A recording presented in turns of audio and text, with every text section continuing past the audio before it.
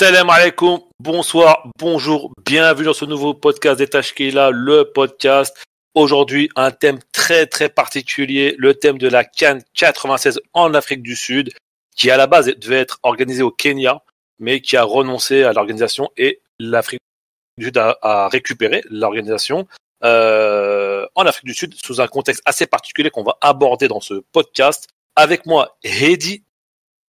Bonjour, bonsoir, salam alaikum à tout le monde. Voilà, un nouveau podcast sur Tashkila thème sur la CAN 96, un événement qui me tient à cœur parce que c'était la première grande compétition pour moi.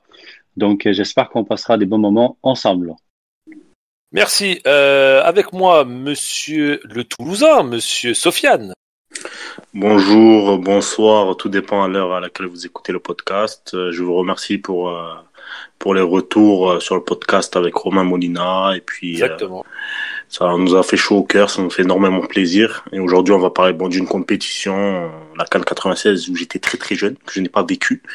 Donc voilà, je serai un peu l'atout, on va dire, neutre et je n'ai pas vu cette compétition avec mes yeux d'enfant, on va dire. Voilà.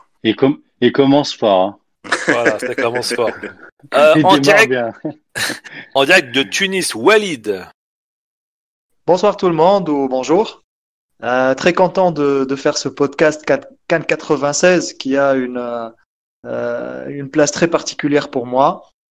Et très très très content, des souvenirs très particuliers, très content de pouvoir en parler ce soir entre passionnés et à destination des passionnés. D'ailleurs, Walid, félicitations pour ta formation. Voilà. Merci beaucoup, merci. Voilà. D'ailleurs, tu peux nous dire très rapidement, c'est quoi ta formation pour ceux qui n'ont pas suivi différents podcasts?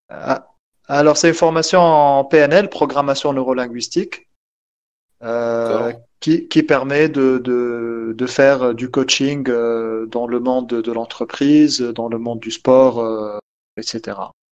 Très intéressante. D'accord, ok. Avec moi aujourd'hui un petit nouveau, Firas. Salam alaikum, bonsoir, bonjour à tous. Merci infiniment pour votre accueil au sein de votre équipe de Tashkila. Présente-toi rapidement, Firas. Écoute, fan de foot tunisien depuis une vingtaine d'années, supporter de l'Espérance de Tunis et expert en Roger Lemaire et en tactique un peu plus approfondie. Mais moi, mon truc, c'est plus la tactique. Et voilà, après, qu'est-ce que je peux dire de plus? Je sais pas. D'accord, ok, écoute, en tout cas, merci. Sois le bienvenu avec nous pour ce podcast. Ouais. Bienvenue Firas parmi nous. Hein. Merci, voilà. Merci Hedi, merci. Merci tout le monde. Et pour ceux qui ne le connaissent pas, Firas, c'est un ex de Tunisie Foot. Hein. Oui, exactement. C'est ça que je voulais qu'ils disent, mais il l'a pas dit. Pardon. Oui, effectivement. C'est pas grave. D'ailleurs, bisous à Tunisie Foot.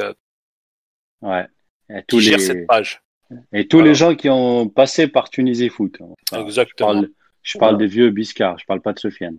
Très grand. Voilà. Les gars, je vois ça me vanne sur mon âge, mais j'étais sur Tunisie Foot à l'époque et j'étais très jeune, mais j'ai appris les bases, on va dire, du foot, de ce que je connais sur le football tunisien, je l'ai appris sur Tunisie Foot. En fait, Sofiane, c'est notre Mbappé de l'équipe. Voilà, c'est flatteur, ça. Voilà, tu vois, bien, je t'ai bien mis en valeur. Tu m'as vu bien, là. Alors, on va un petit peu présenter cette compétition qui s'est passée entre le 19 janvier et le 3 février 1996 en Afrique du Sud. Voilà, comme je le répète, qui était la première CAN qui est passée de 12 à 16 équipes, mais qui s'est passée avec 15 équipes après le forfait du Nigeria sur fond de conflit avec l'Afrique du Sud. Donc, au final, 15 participants. Dans cette CAN 96 qui était la 20e édition.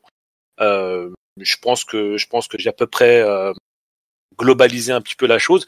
Je vais laisser parler tout de suite Walid qui va nous parler un peu du contexte particulier de cette CAN. Alors tout d'abord, on avait baptisé ce podcast Naissance d'une nation. Ça n'a rien à voir avec le film de Griffith connu pour son parti pris pour le Ku Klux Klan. Puisqu'on va justement parler du contraire, on va parler du contexte post-apartheid qui s'est déroulé en Afrique du Sud.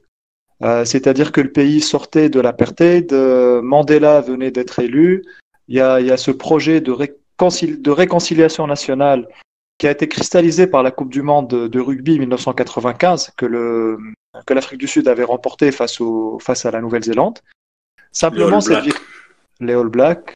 Et c'était vraiment la surprise, cette victoire-là. Simplement, cette Coupe du Monde 95, qui était haute en symbolique, puisque Mandela avait remis le trophée à un descendant des Afrikaners, c'est les immigrants non anglophones qui avaient, c'était en quelque sorte les anti-blancs de l'ancienne Afrique du Sud. Donc Mandela, qui remet personnellement ce titre à un Afrikaner, c'est très haut en symbolique. Simplement, le rugby, tu sais, Khal, le rugby en Afrique du Sud, c'est encore un sport de blanc, entre guillemets. Oui. Et la communauté. Un sport d'élite, quoi. En quelque sorte, voilà. C'est un sport qui n'était pas pratiqué à cette époque-là par tout le peuple. C'est pas le sport qui va symboliser la réconciliation. Donc, comme tu disais, Khal, tout à l'heure, le Kenya s'était désisté suite à des problèmes logistiques qui sont très récurrents pendant les CAN. Oui, même jusqu'à aujourd'hui avec le Cameroun qui a beaucoup de mal à. C'est ça. Jusqu'à la dernière minute. Exactement. Voilà. Sauf la Tunisie en 80. On est sur le qui-vive avec les organisations de CAN. C'est juste une semaine avant, on ne sait pas si ça va être organisé ou pas. Toujours. Avec le Maroc aussi, par rapport à Ebola, etc. Ouais. Plein de. Ouais, c'était un contexte particulier. Après, la Tunisie, on avait un peu, même si on se faisait éliminer du premier tour, on avait les honneurs de la bonne organisation. C'était ça un peu le message à mon époque quand j'étais au collège. C'était toujours, on avait Hosn Tanzim. Même si on perdait, on sortait du premier tour. La fameuse organisation. La fameuse Hosn Tanzim. Donc, pour revenir au contexte, donc le Kenya se désiste. Comme tu disais, Khald aussi, il y a des tensions politiques entre le Nigeria et l'Afrique du Sud suite à l'assassinat d'un écrivain nigérian, donc un activiste. Suite à quoi l'Afrique du Sud donc fait un embargo pétrolier et en guise de réaction, tout simplement le Nigeria qui sportivement avait une équipe de monstres, de fous, c'est que des équipe de monstres. C'est vraiment l'ogre qui avait fait une super Coupe du Monde 94, qui avait donné une belle image de l'Afrique. Tenant du titre de la CAN 94 en Tunisie. Exactement. On parle un peu. C'était la grande équipe du Nigeria avec des individualités quand même du Okocha, Amokachi. Attendez, le plus grand, enfin, paix à son âme, c'est Rachid Yakini quand même. Oui, c'était le grand buteur à l'époque. Tout le monde se souvient un peu de sa manière de célébrer avec le filet. Où il va avec le filet, tu vois, il le secoue un peu. Ça avait marqué, ça avait marqué un petit peu. Personnellement, alors j'avais 11-12 ans quand je regardais ses buts et je regardais un peu après, il a fait les JO. Aux États-Unis aussi. Atlanta, aux États-Unis aussi, et contre 96 Atlanta. Médaillé d'or contre l'Argentine. C'était quelque chose. Et que la Tunisie avait participé aussi. Ouais, et c'est une fierté de voir le Nigeria à l'époque jouer en tant qu'Africain. C'était quelque chose de formidable pour moi. Mais Eddie, je vais compléter ton propos et après laisser Walid terminer sur le post-apartheid. Le contexte, on va dire, géopolitique. Pour moi, c'est la naissance du Nigeria aux yeux du monde, parce que autant en Afrique, on connaissait cette équipe, c'est-à-dire que c'est une équipe qui a fait des demi-finales de CAN, qui a fait des finales de CAN, voilà, qui a remporté aussi plusieurs fois le trophée à ce moment-là, en 96. Mais on va dire que au niveau du monde, avant 94, le Nigeria n'a participé à 0 Coupe du Monde, il me semble. Hein. Il me semble c'est ça. Je crois, ouais. En fait, Sofiane, c'était une grande surprise de voir le Nigeria à ce niveau de la compétition. Tenir tête à l'Argentine, je crois même peut-être battre la Bulgarie aussi, qui était une grosse Bulgarie aussi, qui avait éliminé la France en 93. Mais c'est ça qui a fini. C'était une belle surprise. C'était une belle surprise. Pardon, Sofiane. Oui, vas-y. Pardon, le Nigeria a fini premier de son groupe en Coupe du Monde 94. Exactement. Oui. et se fait éliminer aux derniers instants face à l'Italie de Roberto Baggio. S'il n'y avait pas Baggio, c'est le Nigeria qui passait. Oui, bien entendu.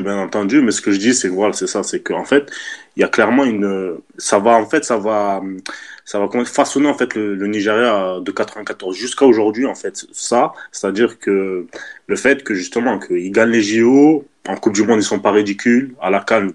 Voilà, ils étaient tenants du titre en 96 et ça va bâtir, on va dire le Nigeria et la force qu'ont les Nigériens au jour d'aujourd'hui, je pense. D'ailleurs, c'est une reconnaissance totale, on va dire, des Super Eagles par le monde. Quand on les voit en 94, puis 96, c'est une reconnaissance 98 totale. aussi.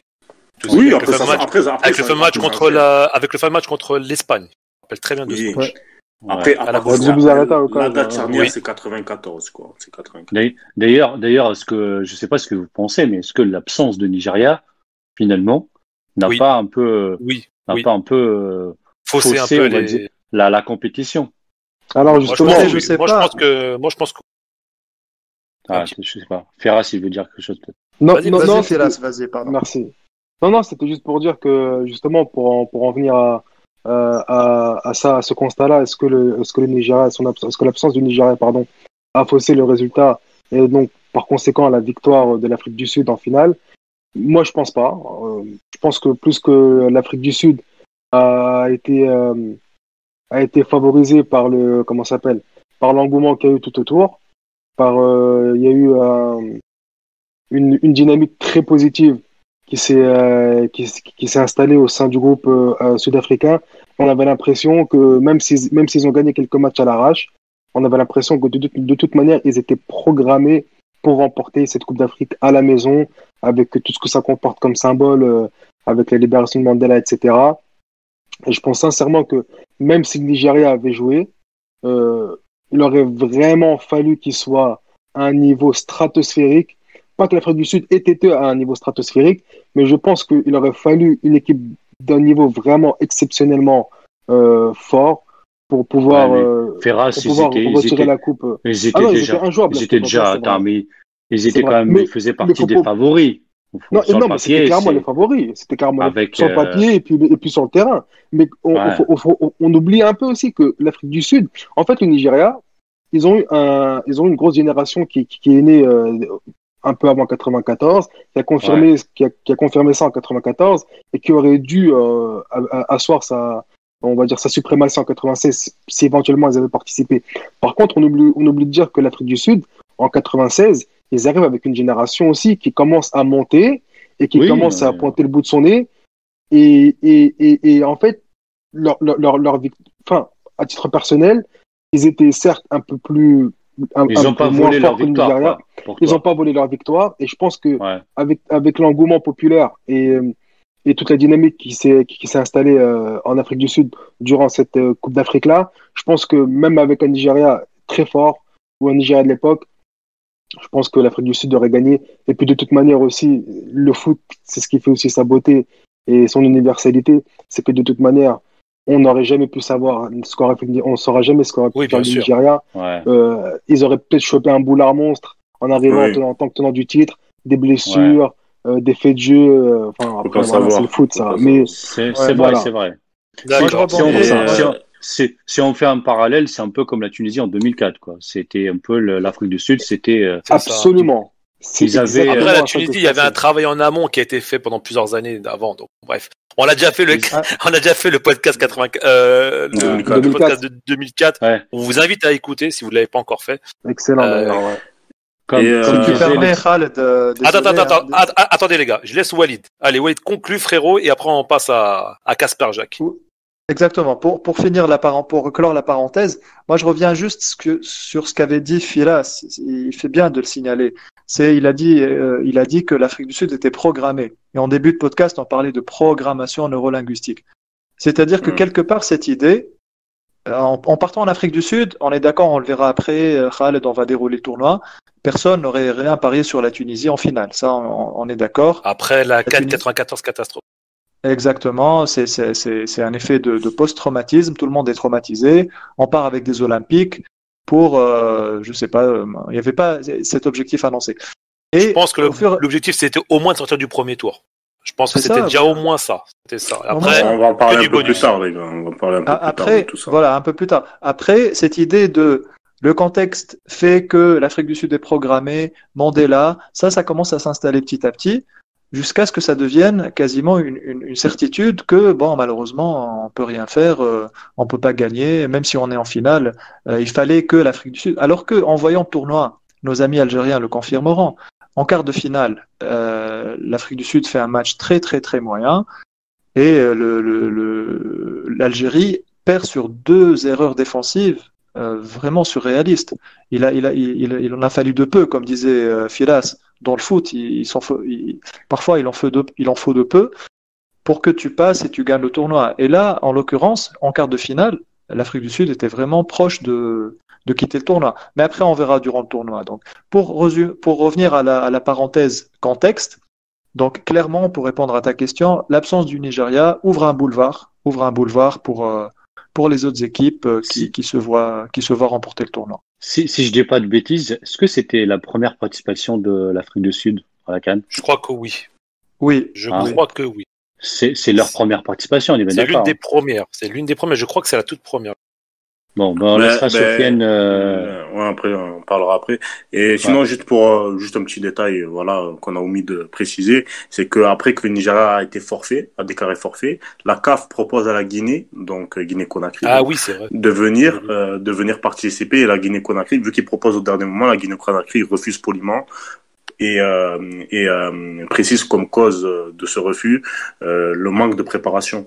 Donc la CAN devait se jouer à 16, mais finalement se joue à 15 à cause du refus malheureusement, de la Guinée.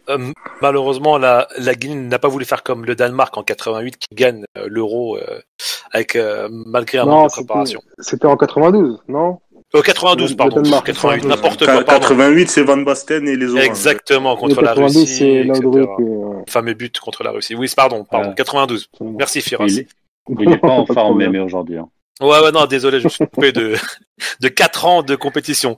Merci beaucoup, Walid, pour le contexte, pour la mise en place de ce podcast. Pendant 10-15 minutes, on va parler alors de l'arrivée de Kasper Jacques, comment ça s'est mis en place, etc. Le groupe de la Tunisie, comme on l'a commencé à l'évoquer avec des nouveaux joueurs, des Olympiques, comme l'a dit si bien Walid. Firas, je vais te laisser parler un peu de tout ça et on va interagir avec Hedi, Sofiane et Walid. Pour parler un peu d'Henri Kasper Jacques. De l'après-CAN 94, etc. De l'après-CAN 94, qui lui, en fait. Très rapide. Très rapidement, en fait. Ce qu'il fait, c'est qu'il construit, en fait, il est sur un champ de ruines après le cataclysme de 94 et la défaite, la défaite au premier tour à la maison. Et qu'il arrive avec une équipe façonnée à sa manière. Ce qui est à souligner à cette époque-là, ce qui est très rare, c'est qu'il est totalement libre de construire une équipe à son image, c'est-à-dire jeune et dynamique, sans l'interférence des différents présidents de clubs qui, sans vouloir le pointer du doigt, Slim Chiboub, qui faisait la pluie et le beau temps, on va dire, sur le foot tunisien à l'époque, de par sa puissance politique et financière, et qui là est arrivé avec un projet où on lui a dit ok, on te fait pleine confiance, on te donne les clés du camion et vas-y, prouve-nous, montre-nous ce que tu peux faire avec la sélection tunisienne. Et il a montré en tout cas son comment dirais-je, sa qualité en tout cas de bâtisseur, parce que et après il avait pas le choix aussi, Firas, hein. Quand tu dis que par exemple on l'a dit de voilà, enfin t'as on va dire une carte blanche pour faire ton équipe et ton groupe. Moi je disais qu'en fait après l'humiliation de 94, le goût ça a sa tête Youssouf Zouaoui et disons derrière le rideau c'était Slim Chiboub et ses choix et tout ça. Donc Slim Chiboub il était obligé de se mettre la fédération même, il dit. Hein. Non, c'est vrai. La fédération. La fédération. Absolument. D'ailleurs, la fédération, elle était dissoute, je crois. Elle était dissoute quelque temps. Quelques temps après. Des activités. Et après, il y a eu. C'est vrai. Voilà. C'était chaud, le contexte. Le contexte était chaud et du coup, l'arrivée de Kasper Jacques avec. En fait, avec un peu de recul, Hedi, tu vois, quand on voit quand on voit aussi un peu son départ, quelques 2 ans à peu près, 2 ans et demi après son départ de la sélection tunisienne, avec un peu de recul, on se dit que en fait, quand il est arrivé en 96, on lui a fait confiance, mais il a quand même dû batailler pour pouvoir imposer ses choix. Parce que après, on reviendra après en fait sur l'effectif et sur l'âge et la jeunesse, etc. Mais pouvoir juste pour faire une petite parenthèse, pour pouvoir imposer un jeune joueur de 19 ans dans une sélection qui revient de nulle part en fait, tout simplement, et pouvoir bâtir une équipe autour de mecs qui sont très jeunes, quasiment inexpérimentés au niveau international et continental, c'est que vraiment, pour le coup, il a eu du flair. Et ça, moi, à titre en tant que Tunisien et fan de foot, je lui en serai éternellement reconnaissant de nous avoir fait vivre. Je suis complètement d'accord. Cette époque en 96. Juste une petite parenthèse, juste pour souhaiter justement un joyeux anniversaire à Kaspar Jack aujourd'hui. Oui. Voilà, c'est son anniversaire aujourd'hui. C'est tout. C'est vrai? Voilà. Ouais, c'est aujourd'hui son anniversaire. Ça lui fait 74 ans. 74 ans. Quand même. Ouais. Non, mais juste pour revenir un petit peu, les gars. On lui rend hommage vraiment. Vas-y, Khaled. Non, j'avais est-ce qu'à la base des bases, cette CAN 87 ne devait pas être une compétition de transition pour les futures CAN derrière ou futures peut-être Coupe du Monde, etc. Mais exactement. À la base, c'était ça en fait. C'est pour ça qu'il amène autant de 109 au sein de l'équipe. C'est pour pouvoir construire, pour pouvoir aller ensuite viser la qualif pour le mondial 98 exactement, et pouvoir aller avec une équipe un peu plus aguerrie. Et là, on se rend compte justement que là, son travail, sans mettre de côté l'immense talent des joueurs qui ont constitué cette équipe, mais ces joueurs-là talentueux, aussi talentueux qu'ils étaient mais qui étaient très jeunes, et Kaspar Jack a eu le culot d'aller les chercher. Le noyau dur, faut pas oublier qu'il est constitué quand même de beaucoup de joueurs de l'Étoile. Mais Ferras, alors qu'à l'époque, c'était l'Espérance qui. Ouais, justement, ce que j'allais dire. C'est comme en fait, il y a deux choses. Moi, je suis complètement aligné avec toi et je vais aller plus loin. Peut-être remettre un peu aussi de contexte sur une chose, c'est que la CAN 94 arrive après quand même. Alors, la dernière CAN, c'était 82, si je dis pas de bêtises, Sofiane. Donc, la Tunisie, la dernière CAN, c'était la CAN en Libye. En Libye. Et depuis, la Tunisie est absente complètement de toute compétition africaine, en tout cas les phases finales de la compétition, de la CAN. Donc, de 82 à 94, donc, la Tunisie organise sa CAN. Donc, c'était la Coupe d'Afrique de tout un peuple, de tout un système, si je peux pousser un peu plus. De tout un système. Donc, on se souvient très bien, tout le monde, un peu comment la Coupe d'Afrique avec Youssef Zouaï, avec la génération de Ahmed Mezouli, de Mourad Aqbi, de Fawzi Rouissi, de Khaled Ben Yahya, de Mohamed Ali Mahjoubi. Donc, c'était quelque chose, limite, c'était une génération qui était adoubée à l'époque et qui a gagné beaucoup de titres en club. Donc, il y avait les meilleurs, soi-disant, au club, à l'Espérance, au club africain, et un peu partout en Tunisie. Et l'échec en 94, c'était comme disait Walid, il a très bien dit, c'était un traumatisme. Donc, la période après 94, c'était la période de post-traumatisme. Et en plus, Heidi, pour dire qu'aussi que 94, c'était une sale année pour la Tunisie, enfin 93 plutôt, qui rate de peu la qualification à la Coupe du Monde 94 aussi. Donc en fait, c'est une période qui est très difficile pour la Tunisie. Exactement. Et ce qu'il fait, et là où en fait, moi, encore une fois, je suis d'accord avec Fias, c'est que malheureusement, on a tendance à oublier Henri Kaspar Jack, on a tendance à parler soit de Majid Chatel, qui a fêté récemment son anniversaire, soit de Roger Lemaire, qui a fêté aussi récemment son anniversaire, mais on oublie un peu Henri Kaspar Jack. Mais pour moi, Henri Kaspar Jack, il était, pour moi, l'initiateur. Le mois de juillet est un mois béni pour les entraîneurs qui ont coaché la sélection. Pour les sans généraux, unique, tout ça, tout ça, en Tunisie, c'est apprécié. Voilà. Il faut l'arrêter, Non, mais c'est vrai, c'est vrai. Bref, allez, Walid. Heidi, pardon, excuse-moi. Non, je conclus juste sur une chose. C'est que Kaspar Jack, ce qu'il fait, il arrive. Première chose qu'il fait, voilà, il a une carte blanche. Il va regarder un peu ce qui se passe en Tunisie, dans les clubs, et il va prendre le noyau dur, l'Étoile du Sahel. L'Étoile du Sahel, à l'époque, il cartonnait. C'était la meilleure équipe sur le plan national, limite sur le plan africain. Il gagnait une Coupe d'Afrique en 94 ou 95. Ils étaient finalistes en coupe. Enfin, ils gagnaient la coupe. Ils ont gagné carrément le championnat 97, je crois, avec une génération de joueurs où tu trouves pour moi le meilleur joueur de l'époque, c'était Zobair El Baye. Voilà, c'était le leader Totalement. technique. Zobair El Baye, c'était quelque chose Totalement. en Tunisie. C'était un joueur qui avait un standing au-dessus de tous les autres joueurs. Avec lui, il y avait Kais Rodben qui était jeune, qui avait 19 ans. Il y avait Khalid Chouchen, Yad Barzizi qui arrivait de Mansbourg-Gueba, Ahmed Ben Younes. D'ailleurs, La conception Sofiane, de Kanspa. Vas-y, Sofiane, la conception Sofiane, du groupe. Sofiane nous fera la liste des joueurs tout à l'heure. Ah ouais, d'accord, ok. Juste un tout dernier mot sur Kaspar Jack, pour juste vraiment très très court. Ouais. C'est juste pour revenir sur son inexpérience, en fait, en plus de ça, à la tête d'une sélection africaine, parce qu'il me semble que juste avant la Tunisie, il a une courte expérience en Côte d'Ivoire qui est pas super concluante.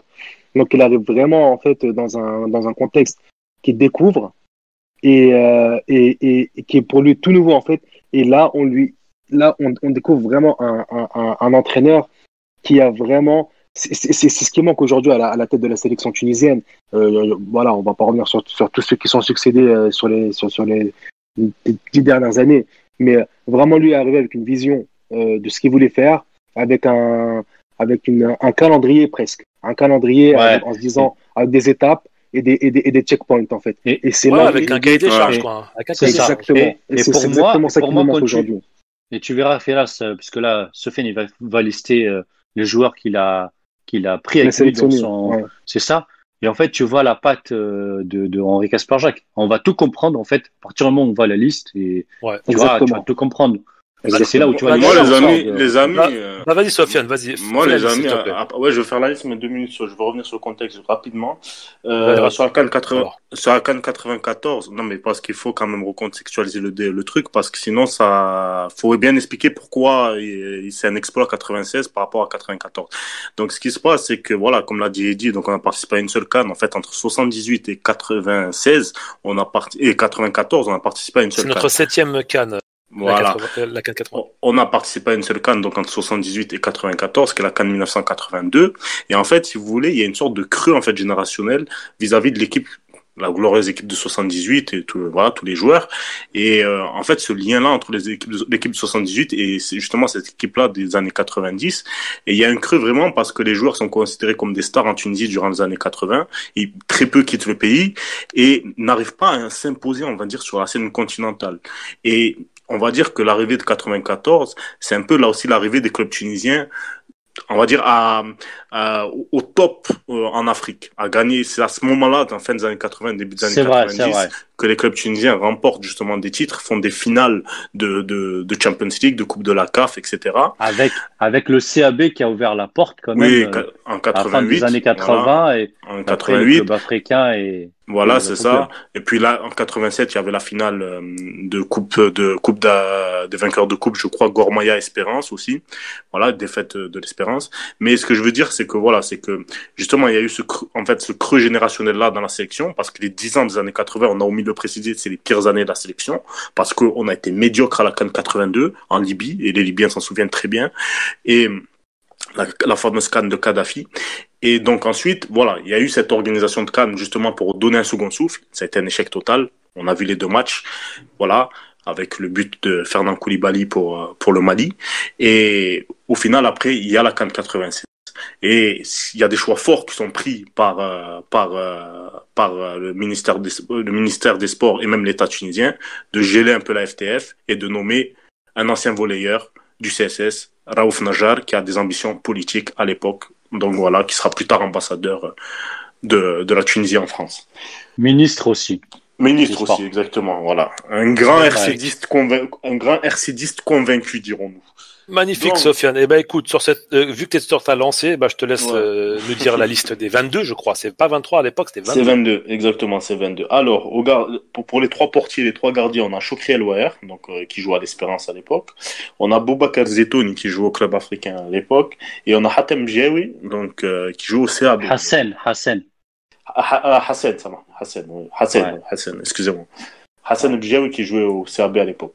Ensuite, dans le joueur de champ, on a donc Hamed Ben Younes, Sami Trabelsi, Mounir Boukaddid, Hedi Berkhis Dibalha, Allah yarhamou, Farid Chouchen, Bachir Sahbani, Zoubar Beya, Jamel Eldin Limam, Qaïs Khozban, Adel Slimi, j'allais dire Samira.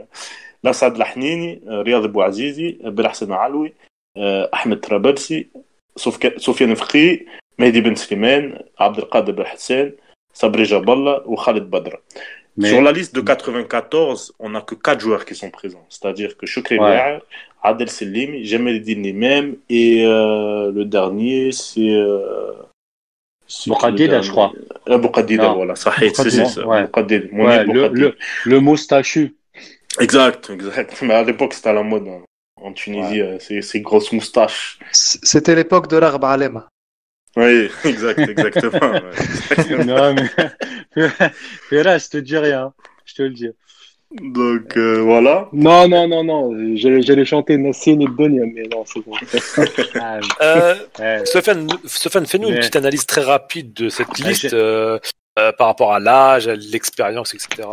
Alors, comme l'a dit Eddy auparavant, il y a une base qui est de l'Étoile sportive du Sahel. Parce que l'Étoile sportive du Sahel remporte en 95 la Coupe de la CAF face aux Guinéens de Kaloum Star. Puis fait finale la saison d'après et défait en finale de la même coupe contre le Kawkab Marrakech.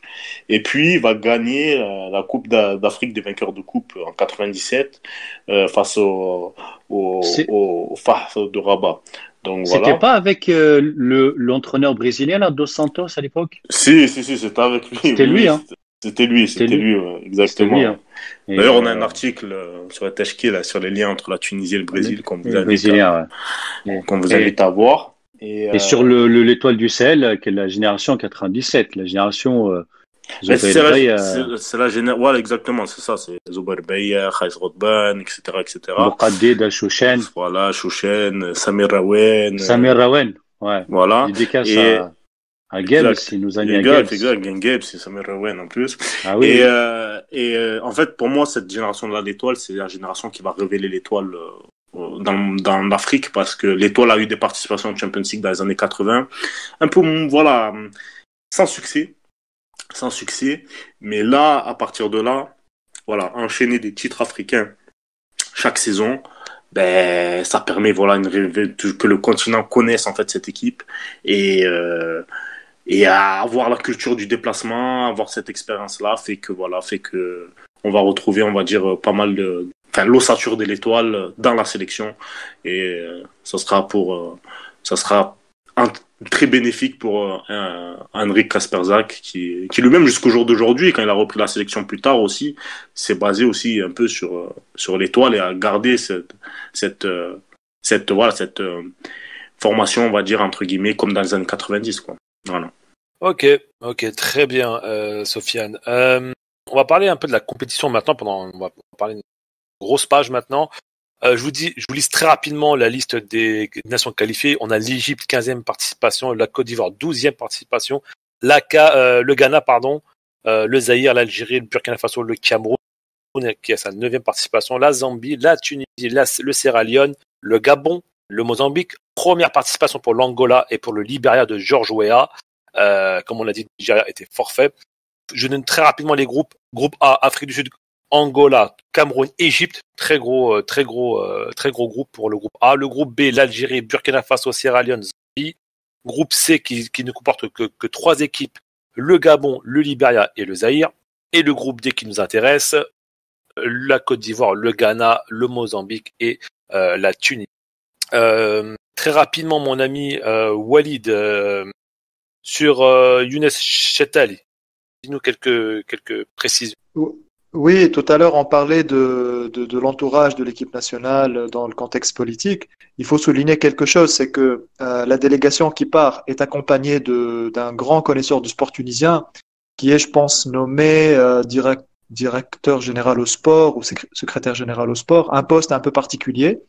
Mais c'est quelqu'un à qui Zouba El-Baye, ce qui m'avait marqué, à qui Zouba El-Baye avait vraiment rendu hommage. Quelqu'un qui est là pendant les entraînements, qui est là avec les joueurs, avec Sir Abdelmajid Cheteli. Après, on a un autre contexte aussi qui est la naissance de la bipolarité entre Espérance et l'Étoile sportive du Sahel. une bipolarité qui va être très virulente entre les deux clubs à l'époque, mais qui va surtout profiter à l'équipe nationale. Et puisqu'on parlait de réconciliation nationale et de post-apartheid, il y a aussi une réconciliation en coulisses, puisque Zubair Baya et Adel Salimi et Shokil Louer décident de faire une réunion dans les vestiaires et de mettre de côté toutes les appartenances club et de faire en sorte que ce soit l'intérêt national qui va primer. Et c'est quelque chose qu'on verra tout au long du tournoi. À chaque fois qu'on verra l'ambiance au vestiaire, le fait que les joueurs avaient été soudés. Et c'est vraiment quelque chose de très particulier, cette équipe de 96, parce que c'est un mix de générations, un mix de très fortes personnalités, comme Shokri Louer, comme Zubair Baya, comme des personnes des leaders en puissance, quoi. Vraiment des leaders en puissance. C'est bien sûr. Tu as des personnes qui sont en retrait aussi. Voilà, et les jeunes aussi. Sami Trabelsi. Ça aussi, qui était là aussi, qui était un leader. Voilà, Allah yarhamou, Hadi Belkhiz, il y avait Sami Trabelsi. Il y avait Abdelkader Blahsan, tu avais des personnes qui sont sur le banc, qui sont dans le vestiaire, mais qui... Le Romario Del Melassine. Oui, ouais. Et notre Lassad Lahnini, l'oncle de notre ami Nizar Hnini, qu'on salue au passage. Salam à lui. Il y a Jamel Lemem, il y a Joe Lemem aussi qui se claque, qui se blesse contre le Ghana. C'est un joueur aussi d'expérience. Voilà, il y avait quelque chose de très intéressant dans ce mix-là et en même temps de très sain. Ouais. C'est une osmose, tu voulais dire, ouais, exactement. Ouais, c'est ça, c'est une osmose et ça c'est aussi l'un des mérites aussi de Kasper Jacques, c'est d'avoir fait que ce groupe vit bien.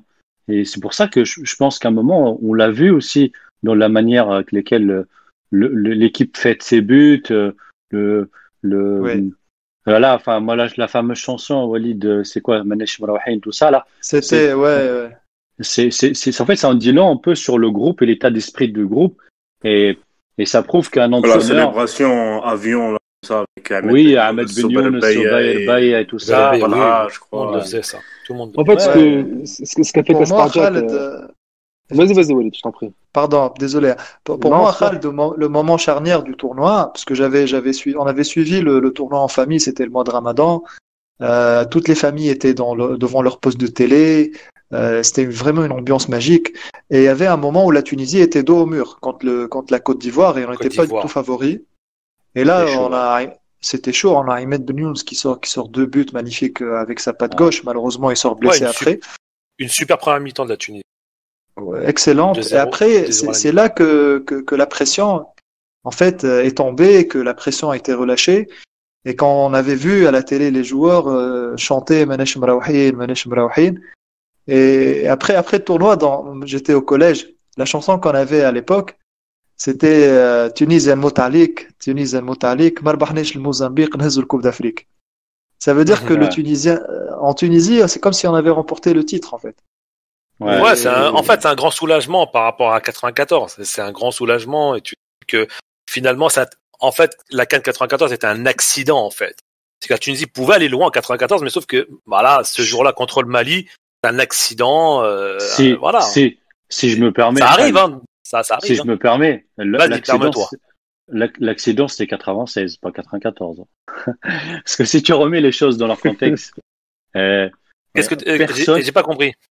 Je t'explique. En fait, avant le départ, enfin avant la CAN, personne ne misait un centime sur la Tunisie. Bien d'accord. Non, quand je parle d'accident, c'est 94, c'est la CAN 94. Oui, justement. Non, mais ce que j'ai dit, en fait, on n'était pas favoris, on n'était même pas outsiders, on n'était rien du tout, en fait. Quand tu vois les noms des clubs, des sélections en face, t'avais quand même le Nigeria, ils n'étaient pas là. T'avais quand même le Cameroun, le Ghana d'Abidé Pelé, de Eboa, de Samuel Koufour. On avait quand même le Cameroun d'Omambiyik. Le père de joueur qui est passé par Toulouse d'ailleurs, et on salue nos amis toulousains. Je veux bien la placer, Sven, je suis désolé. Non, tranquille. Vas-y, fais-toi plaisir. On en a besoin. Si sur les tâches qu'il a dans le podcast, on parle pas du TFC, personne ne va en parler de toute façon.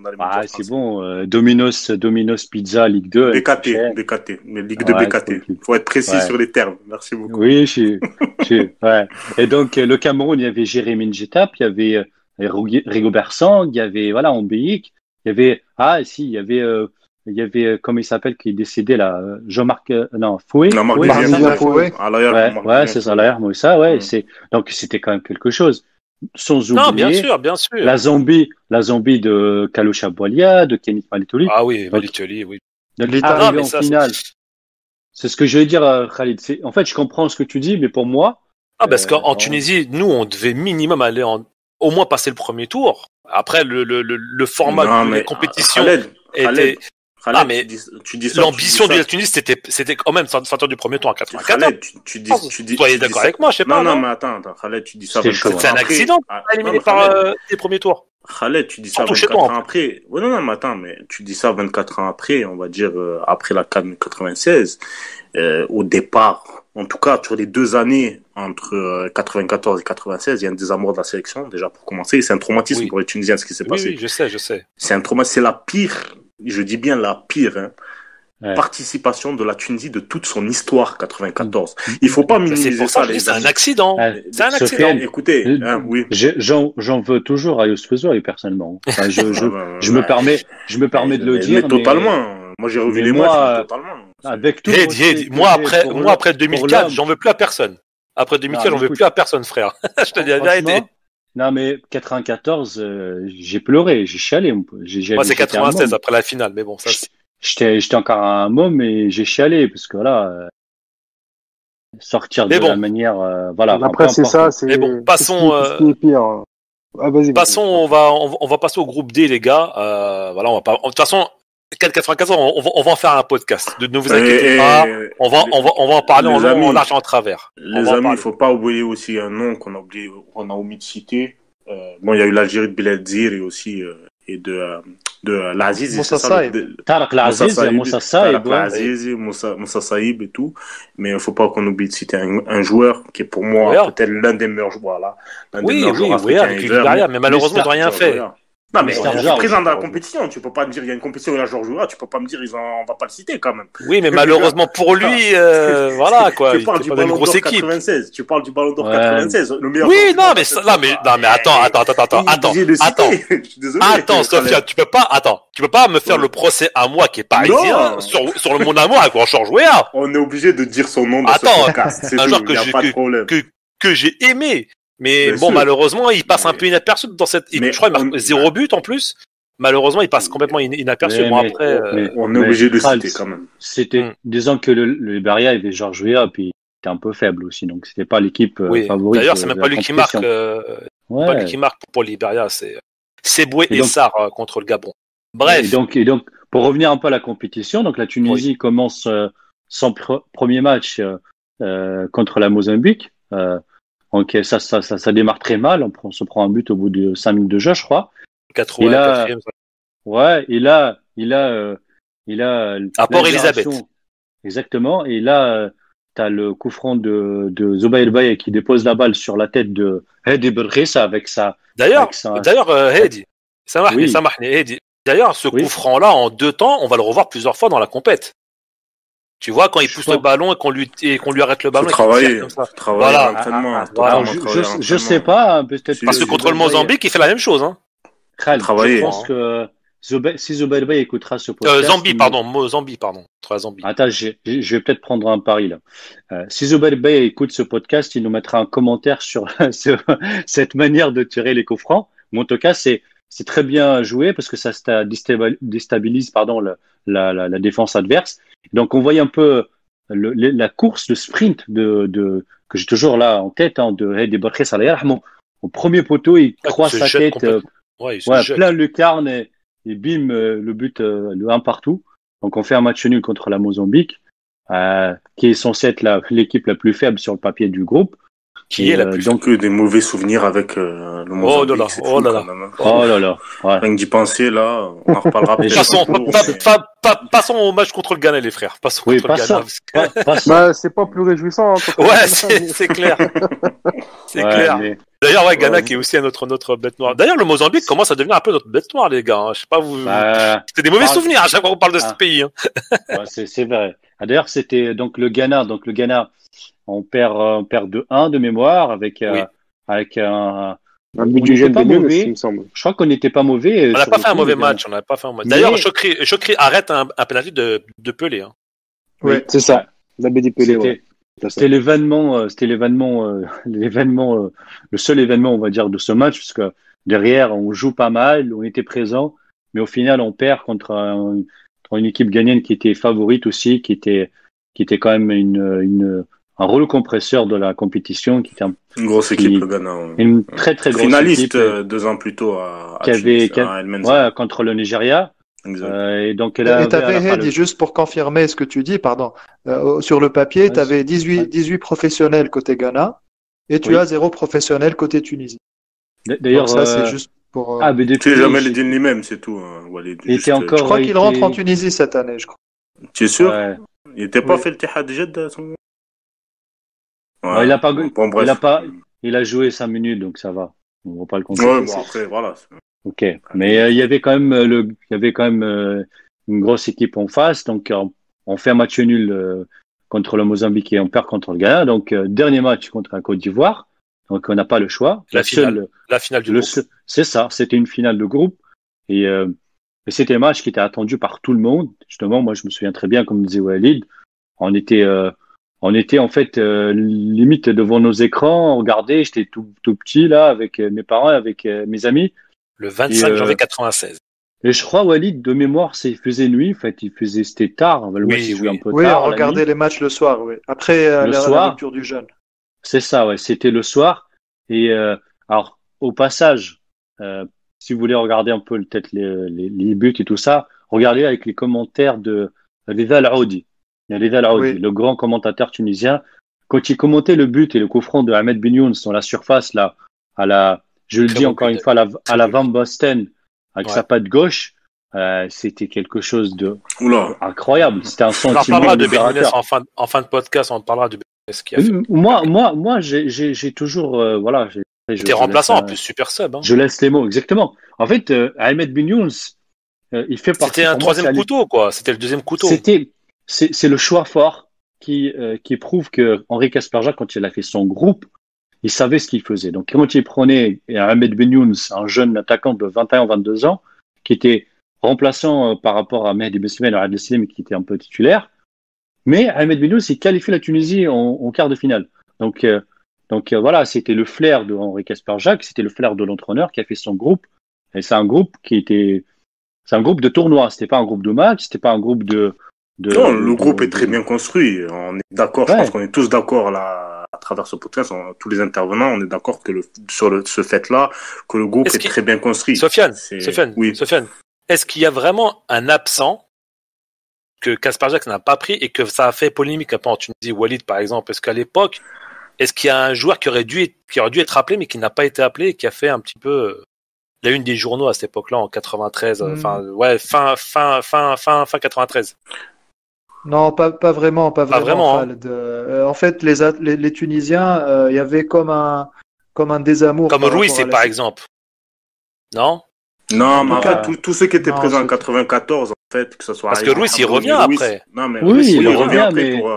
pour la qualification de 98 là, et 2000, il revient en fin de carrière. Mais ce que je veux dire, c'est que je pense que Walid va me confirmer, c'est qu'à l'époque, les 22 présents en 94, voilà, ça y est, c'était une page qui s'est tournée. Ils sont arrivés, ils ont donné pour la sélection, ils ont eu leur sélection. Il a fait table rase, Il a fait table rase du passé, voilà. Et ils ont eu leur sélection, ils ont atteint un plafond de verre. C'est-à-dire que c'était des bons joueurs, je pense, en club, mais peut-être que c'était que des joueurs de club. C'était pas des joueurs de sélection. Peut-être qu'il faut qu'on se pose cette question-là. Il y a eu des échecs, justement, etc. C'était des joueurs talentueux. Pour moi, je trouve qu'en tout cas, l'équipe de 94, sur le papier, est très talentueuse. Même meilleure que 96, sur le papier, je pense. Mais ce qui s'est passé, c'est que ces joueurs-là n'ont pas su avoir la force psychologique de passer ce cap-là devant leur public. En fait, il y a le virage. Sofiane, désolé, Firas, encore une fois. Je t'interromps juste un tout petit peu, après je te laisse la parole, désolé.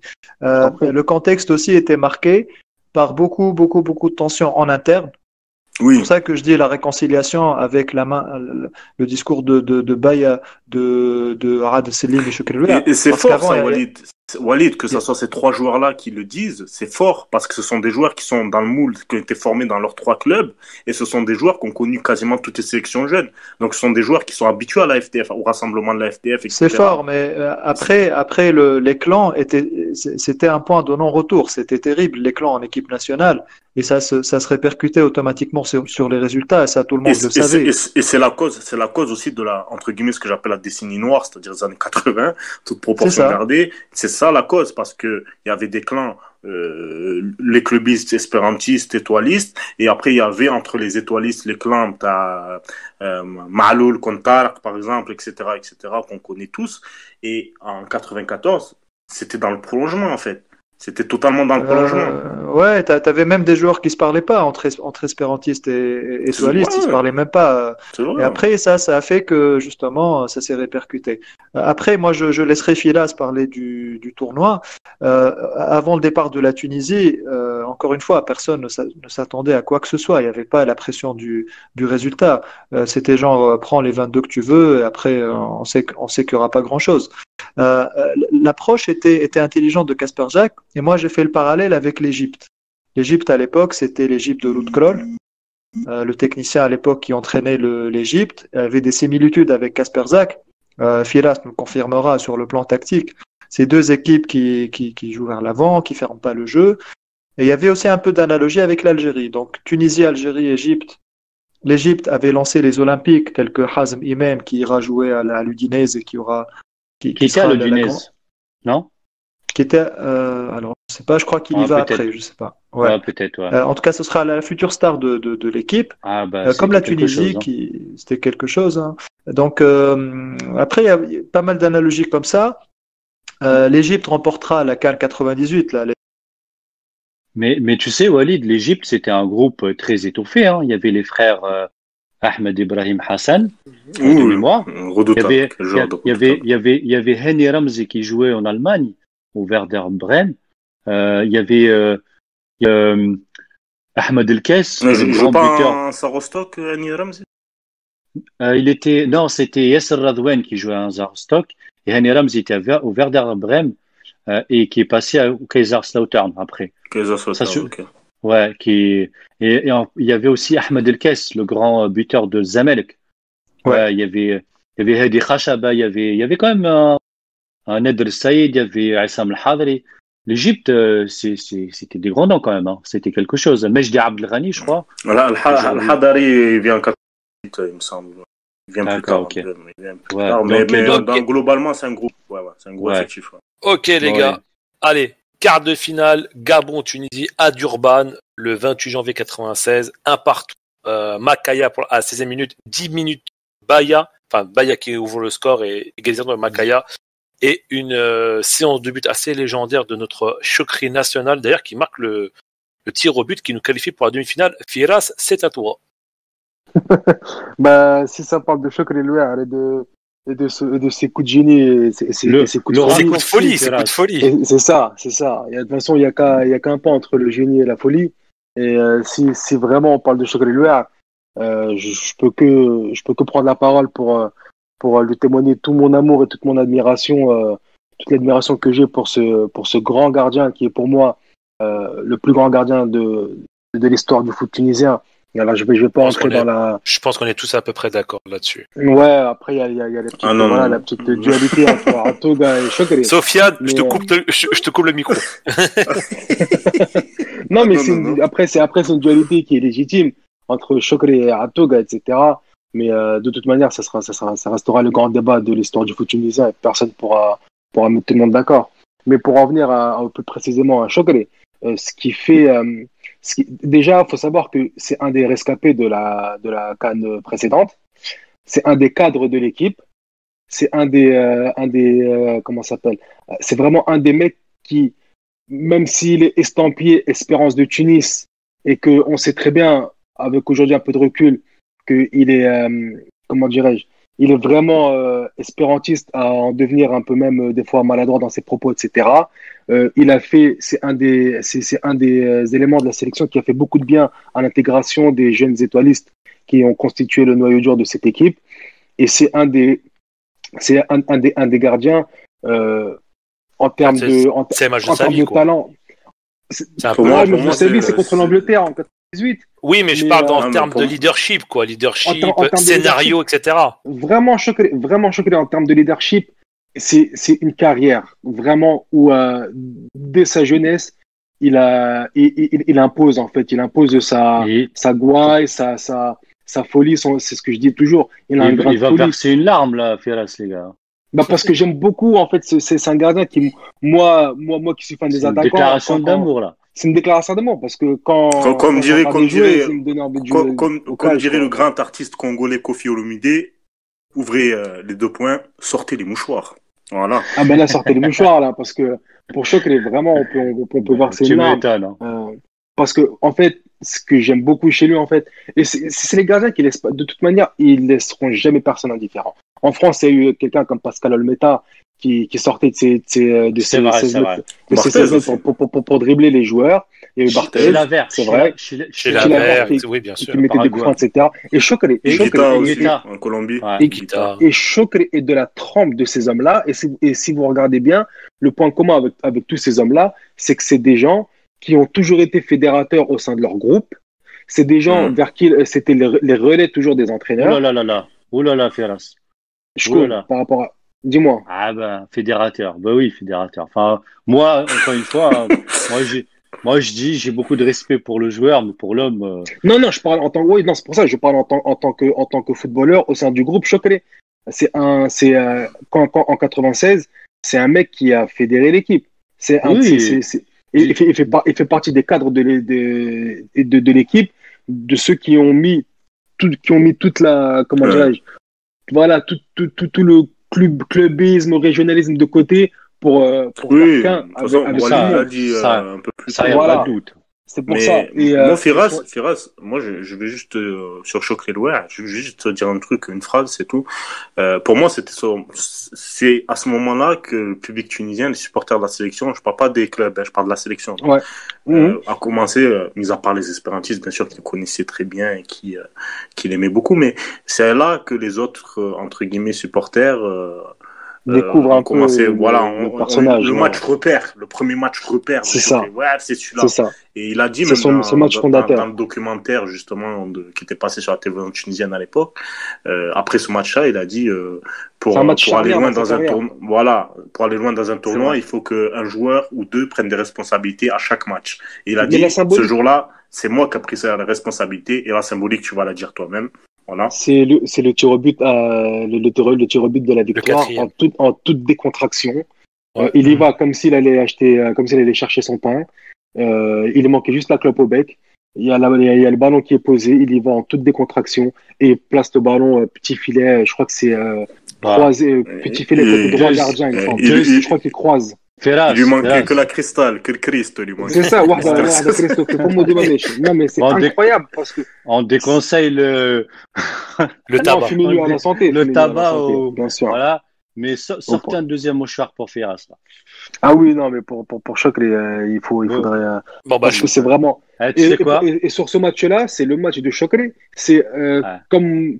En fait, c'est à l'image du tournoi, si vous voulez. Il y a des matchs où c'est Ahmed Benyoun qui nous fait gagner. Ce match-là, c'est Chocolat qui nous fait gagner. Et je fais une transversale, là, Firas. Je fais une transversale et on va en demi-finale avec Kais Rodben et Zubair Bay. Et là, c'est deux grands messieurs. Le parallèle. La Zombie 4-2. Exactement. 4-2, 31 janvier à Durban. Sous les yeux du grand Pelé, qui regardait ce match et qui avait vu le geste splendide de Kais Rodben et qui avait déclaré, je m'en rappelle bien, il avait déclaré c'est un geste d'exception et on voit que c'est pas le geste d'un amateur. Parce que en Tunisie, on avait un système encore amateur. D'ailleurs, le football tunisien sporté. Walid et Rodben qui est à Moknine 2 ans plus tôt. 2 ans plus tôt, c'est Majid Chetel, il disait que c'était un conte de fées.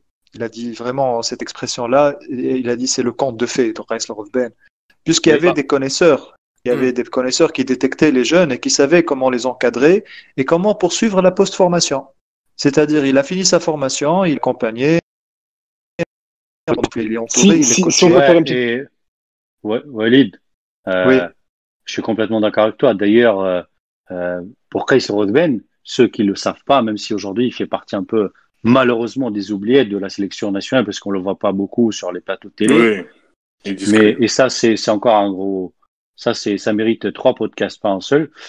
Kays Rodben, c'est l'un des joueurs les plus capés de la sélection tunisienne. Oui. C'est un joueur qui a fait dans les 95, je crois. 3 Coupes du Monde.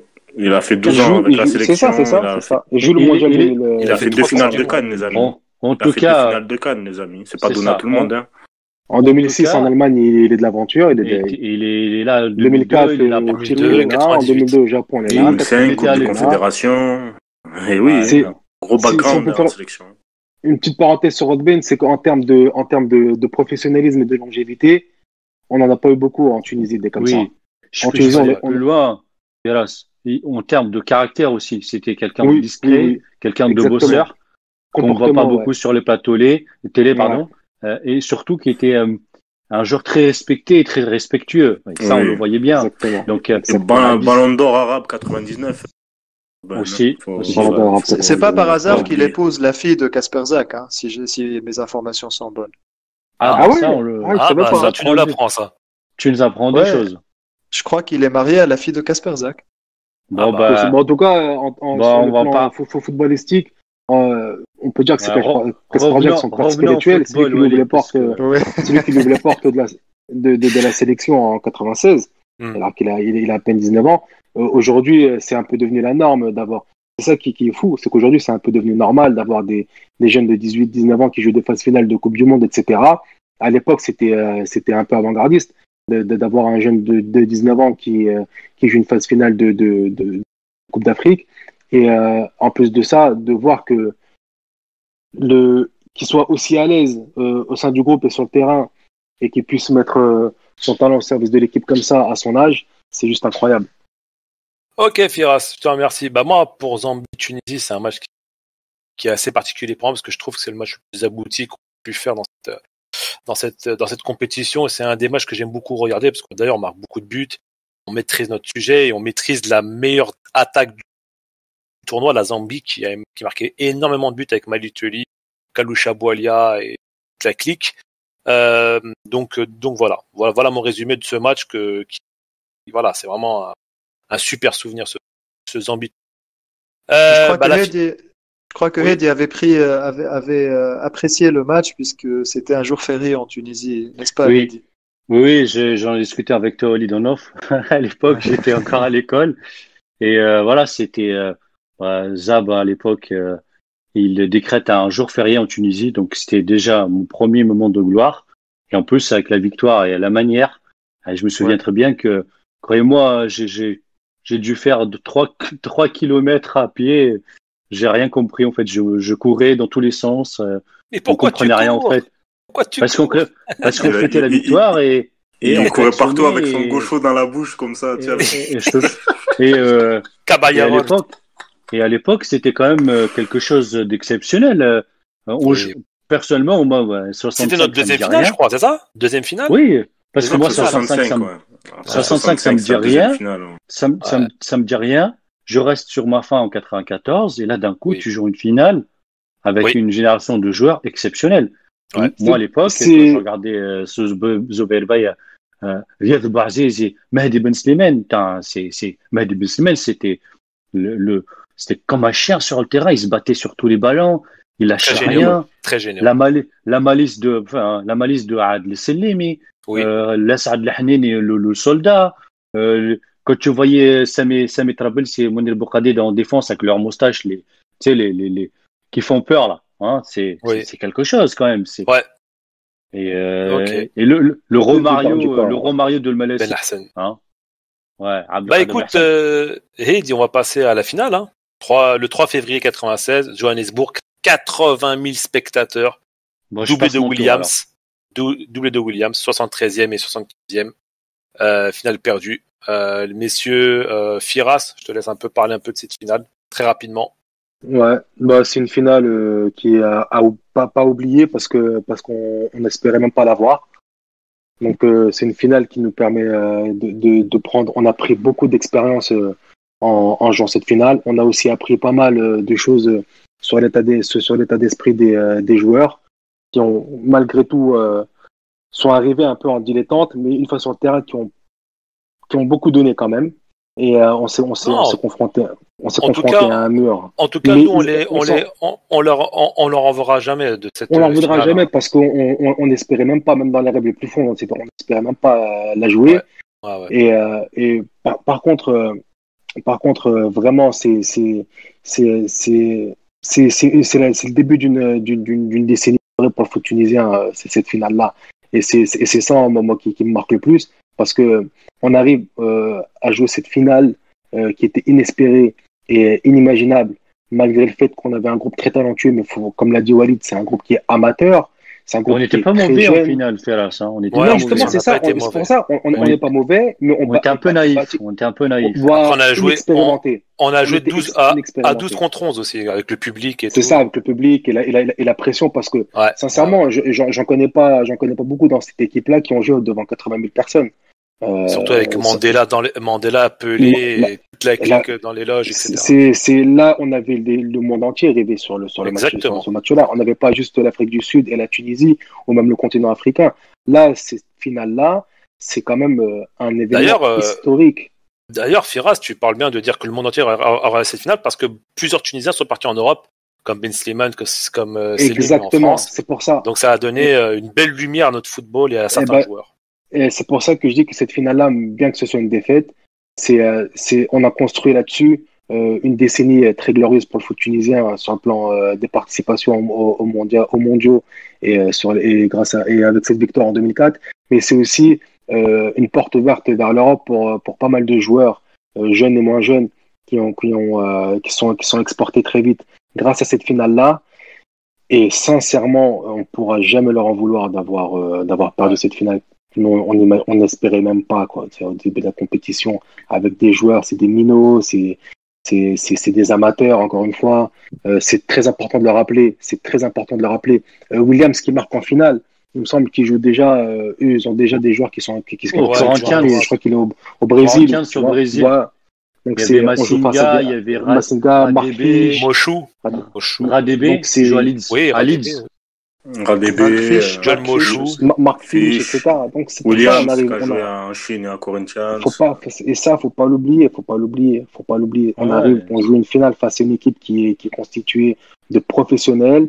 Faut pas oublier que les entraînements c'est pas les mêmes et on se prend 2 buts, Ferras, coup sur coup. Hein. Coup sur coup, ouais. C'est pour ça. Un peu comme l'a dit Walid, c'est un peu naïf. Le manque d'expérience.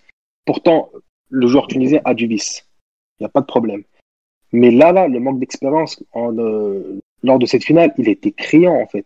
Et c'est ça qui nous a manqué, c'est ce petit plus-là qui fait que on peut, un coup du sort, c'est évitable quand tu as une équipe avec des tauliers, etc.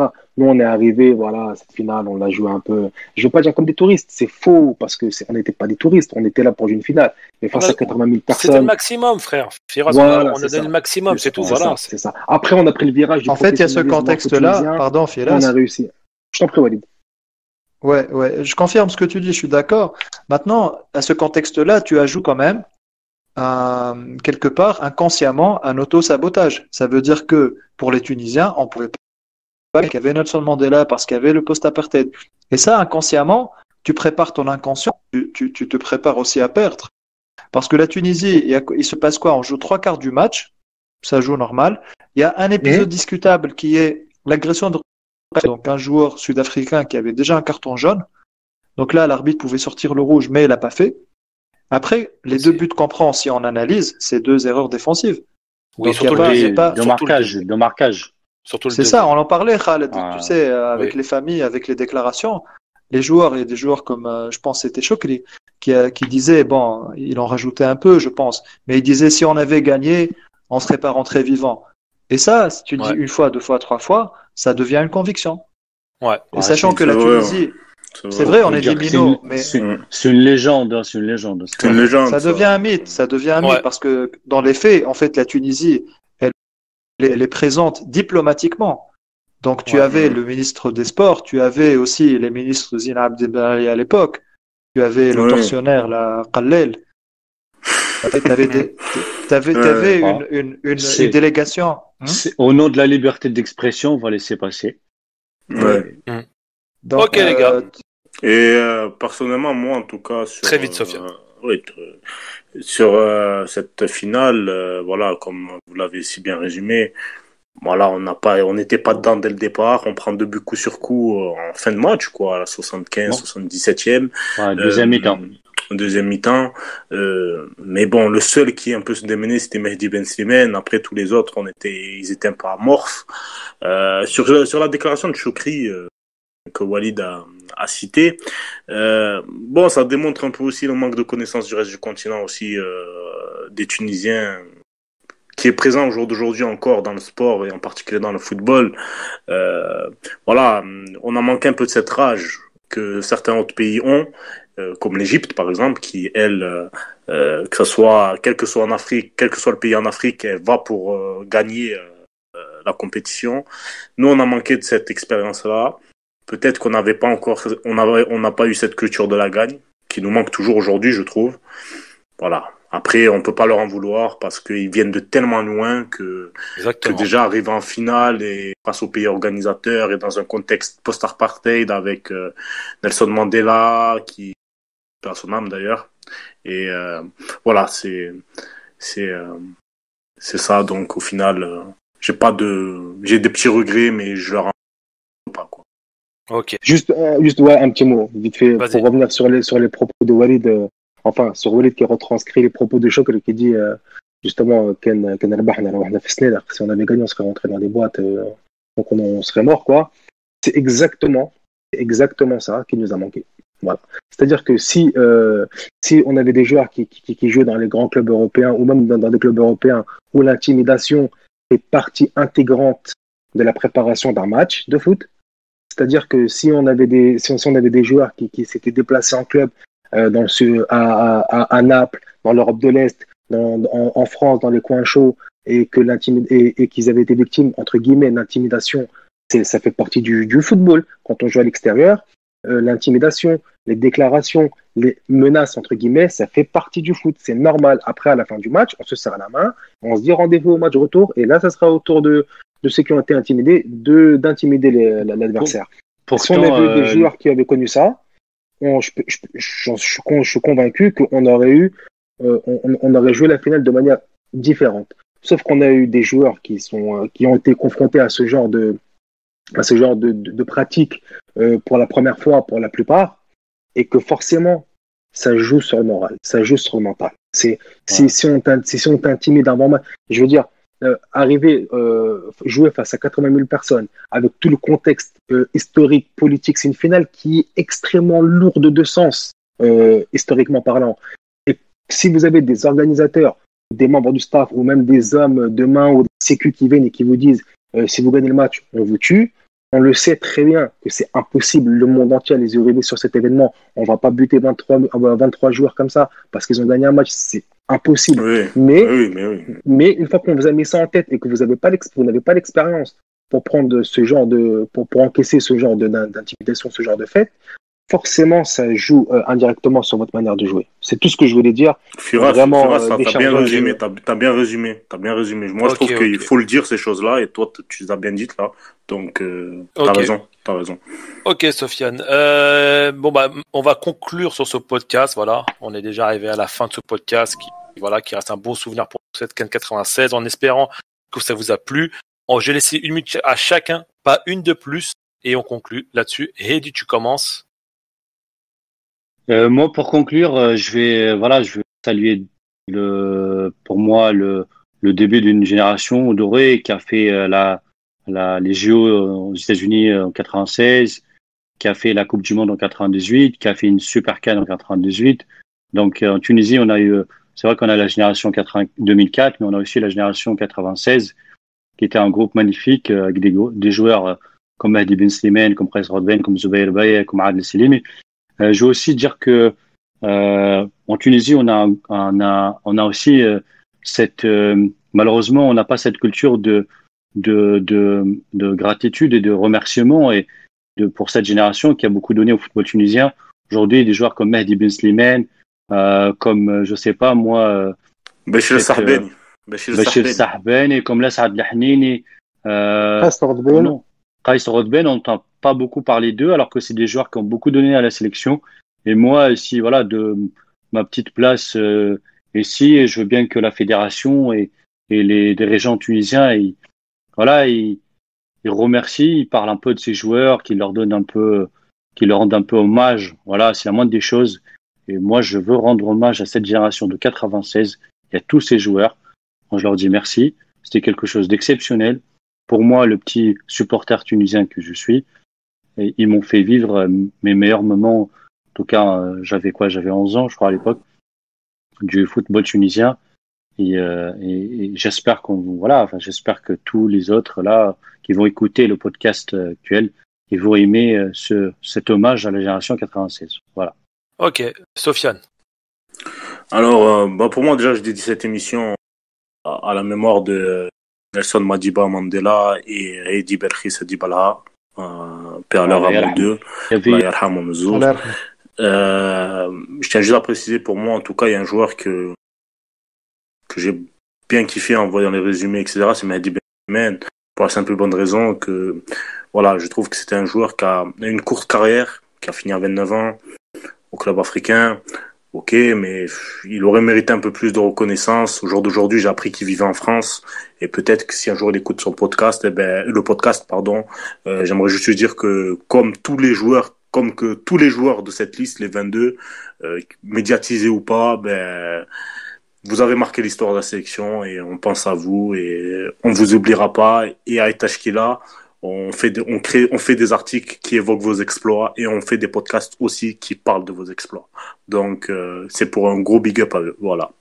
Ok, Sophie. Walid, très rapide. Alors pour moi, des souvenirs très forts liés à mon adolescence. Et moi, je me rappelle encore très bien du retour des héros, la parade sur l'avenue Mohamed Kham, sur le fameux camion militaire. Et là, il y avait un engouement populaire, mais complètement spontané. C'est un moment vraiment qui restera à jamais dans ma mémoire. Je me rappelle que mon père m'y avait emmené. C'était vraiment magnifique. C'est des joueurs qui nous ont fait rêver et j'ai envie de les remercier pour ça. Je conclue juste sur Kasper Jacques. C'est complètement fortuit. On savait pas que c'était aujourd'hui son anniversaire. Moi, je me rappelle surtout de la Coupe du Monde. Bon, j'étais pas encore né, mais la Coupe du Monde 78. Vous savez, il y a Hamad El Agrbi à qui on souhaite un prompt rétablissement, qui lui met un petit pont d'anthologie. Donc, je vous invite à voir cette séquence. Et autour de Kasper Jacques sur les plateaux télé, on n'a jamais manqué l'occasion de le chambrer là-dessus. Donc voilà. D'accord. Merci Walid. Firas, très rapidement, frérot. Ouais, très rapidement, juste pour dédier cette canne à Heidi Belkis également, qui aurait pu être un des plus grands défenseurs de l'histoire de la sélection et même de l'histoire de la Tunisie tout court. Une canne aussi qui nous a fait découvrir donc une nouvelle génération. Zubair Bay, pour moi, Sabah Al-Hay, qui reste un des plus grands techniciens du football tunisien. Et c'est une canne qui nous a ouvert les yeux sur une génération, sur une façon de jouer, sur vraiment pas mal de choses. Et c'est reste pour moi la compétition charnière de l'histoire du football. Comme je l'ai dit tout à l'heure, c'est le début d'une dorée pour le foot tunisien. Et cette CAN 96, elle a une importance incroyable dans l'histoire du foot tunisien. Et c'est pour ça qu'il faut en parler un peu plus souvent et donner la parole à ceux qui ont participé il y a 20 ans, 24 ans. Voilà. Ok. Les amis, c'est là-dessus qu'on se termine. Merci d'avoir suivi le podcast spécial CAN 96. On vous donne rendez-vous pour d'autres podcasts actu ou thèmes. On vous embrasse. Ciao.